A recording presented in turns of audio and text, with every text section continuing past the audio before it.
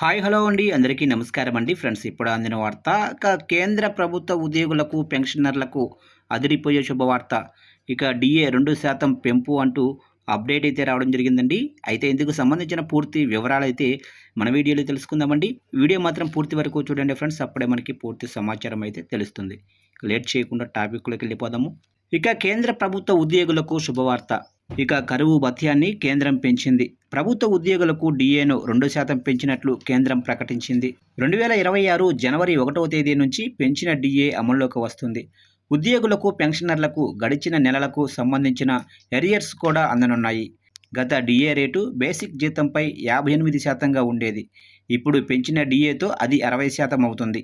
ప్రస్తుతం ద్రవ్యోల్బణ పరిస్థితుల నేపథ్యంలో డిఏ పెంచడం కొంత ఊరటనిచ్చే అంశమే. ఇక బేసిక్ శాలరీ 18,000 ఉన్న ఉద్యోగి జీతం ఇప్పుడు 28,800 కానుంది.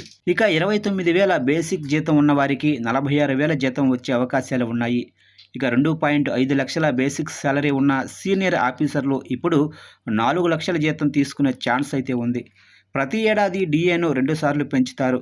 ఇక జనవరితో పాటు జూలై నెలలోనూ డిఏ పెరుగుతుంది.